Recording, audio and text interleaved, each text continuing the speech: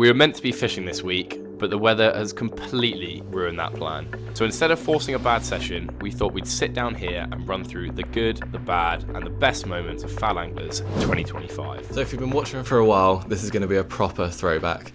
If you're new to the channel, this is basically Foul Anglers in one video. One of the craziest things last year was the tuna. Seeing bluefin tuna from the shore when we first saw them didn't even feel real. And ultimately, it helped shape the channel for 2025.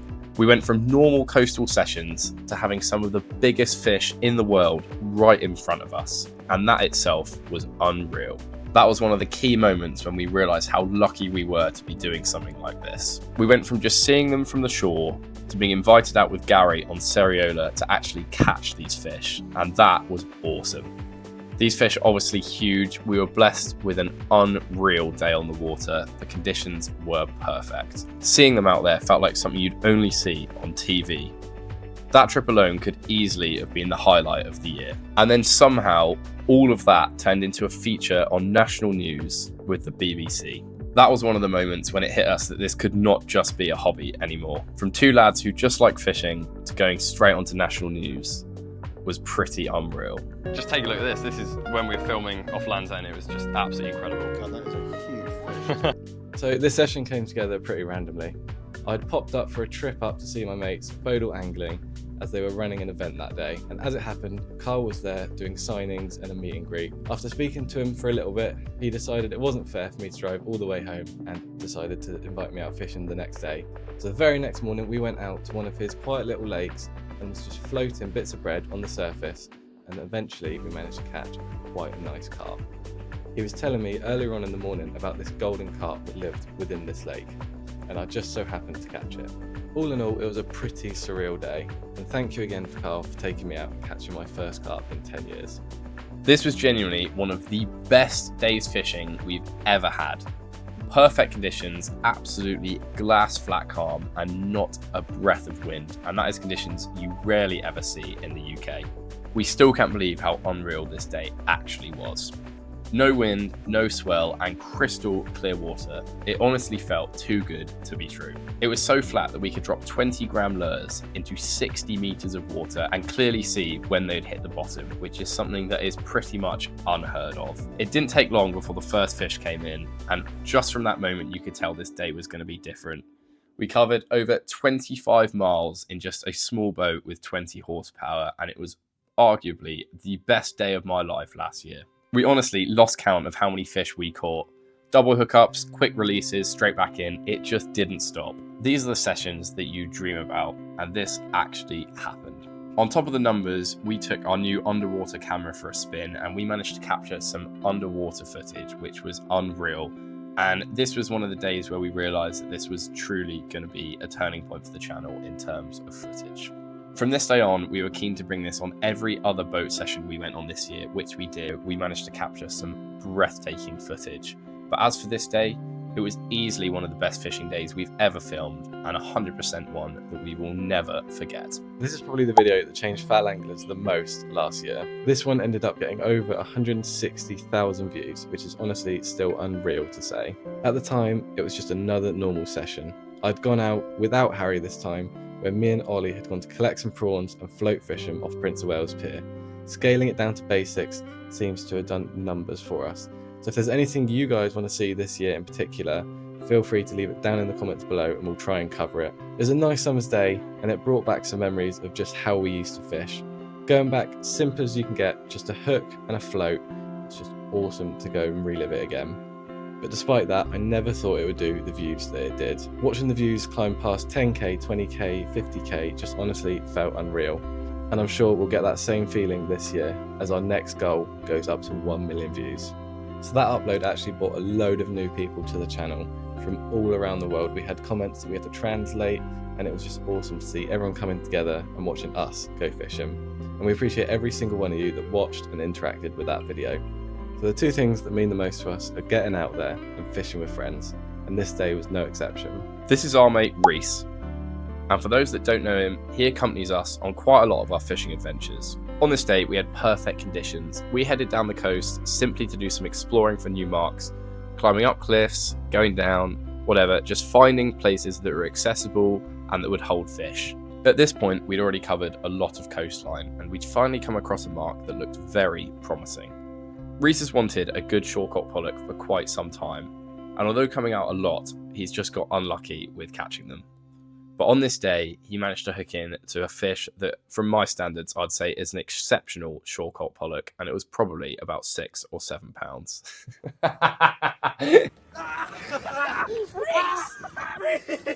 That's like 6. Mate! What a fish for Reese. Mate! I'll let him hold it up, but from the shore off an island in Cornwall. Absolutely made up with that. I've been wanting a big pollock for a while, and I've just got it. Over big.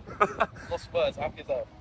Not only was the fishing incredible, but things I love about fishing is actually getting down to the mark, and almost the harder the climb, providing it's safe, the most fun, because I just really enjoy that sort of thing. We were over the moon with this day. We were fishing into a gully that was probably not much less than 20 meters deep.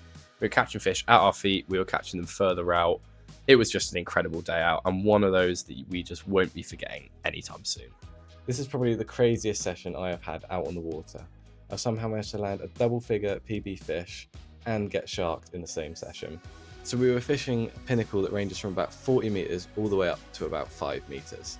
And just drifting over it with really strong tides, I was really struggling to stay in contact with the lure. And at one point, it just went solid. I thought I'd hit the bottom or even dragged up the pinnacle and got stuck.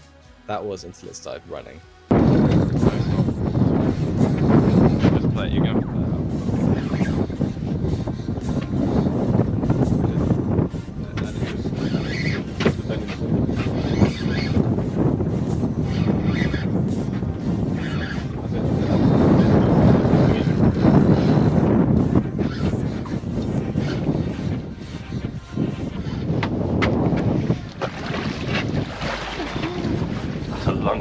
Right.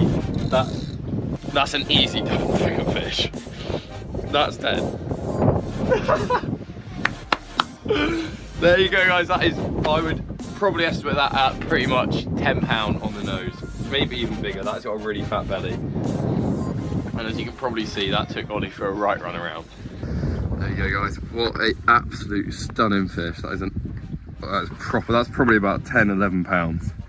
Really, really fat. And then if we look in his mouth here, Ollie's lure is long gone. Oh, so unfortunately we're probably gonna have to keep this guy because I can't even see that lure. Like, that is like in the stomach. So it probably wouldn't be safe to release this guy, unfortunately. But what an absolute beauty! Yeah, hold him up like that. Yeah, that's it. There he is. Oh. And after getting it to the boat, it weighed in at about 12 pounds, which is honestly a huge stamp of fish and really good to see just off the shore of Cornwall. So yeah, I also managed to get sharked in this session. I was reeling up a small pollock that I didn't catch too far down. Just as it got to the boat, it just went solid. So I knew it wasn't quite snagged, but something didn't feel right. It started peeling drag in the opposite direction to which we were drifting. Feels like he gets me stuck on something. However, looking back, it was clear that this fish was eaten by what we presumed to be a small poor beagle shark, as it stripped my line running in the opposite direction to the drift.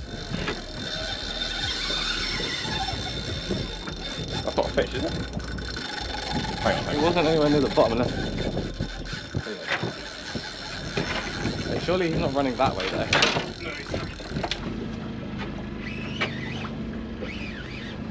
At this point, I presumed it had let go of the fish, but as soon as the line went tight again, he snapped me clean off. Is it on? And yeah, it just didn't stop. We chased it with the boat, hunted it down, and it was still just getting away from us. And unfortunately, it ended up snapping off. So yeah, that was a really awesome session, and hopefully a PB to break this year. Boat videos in general this year have been incredible, as we love being out on the water just as much as you guys like watching us being out on the water. Thank you to everyone that's invited us out on their boats this year as well, because it brings a lot more opportunity that we wouldn't have ourselves. And obviously on a boat you generally catch a bigger stamp of fish, so it's been great fun. We've seen some PBs, we've seen some massive fish, no doubt we've also seen some tiny fish, and we've also lost a lot of fish too. In terms of boat videos, hopefully this year we will be stepping up a notch, as this literally turned up at my door yesterday. A big thank you to Lowrance. For those that haven't noticed already, Ollie is wearing the Team Lowrance hoodie, and we are officially sponsored by Lowrance now. So we're on Team Lowrance. So thank you so much, guys, for obviously watching the channel, as opportunities like this wouldn't be possible without them. So we're proudly sponsored by Rapala and Lowrance. So this fish finder should hopefully be bringing some good content to you guys and helping us find more fish this year. So fingers crossed, it will be a really, really good season. We've just got to wait for this weather to subside, as I'm sure many of you, especially local people, will know it has been horrendous. But fingers crossed for a good spring and summer. And there we go. That wraps it up for today's video. Hopefully you guys did enjoy. Sorry it's not an exciting fishing video where we're out on the rocks getting battered by the rain, but we thought we'd do this instead, and it can show you guys where we're at and what plans we have for next year. This weather has honestly been awful, and I've never seen anything like it the whole time I've been fishing. This winter has honestly just been relentless and has not given us a single chance to get out. Next video, promise you guys, will be a fishing video, regardless if we're getting soaked or not. As always, a massive thank you to our sponsors. We've got some massive things planned this year, and we cannot wait to share them with you guys. If you want to pick up this mug or any other Foul Anglers merch, foulanglers.co.uk, links in the description, and we will see you guys next video. Cheers.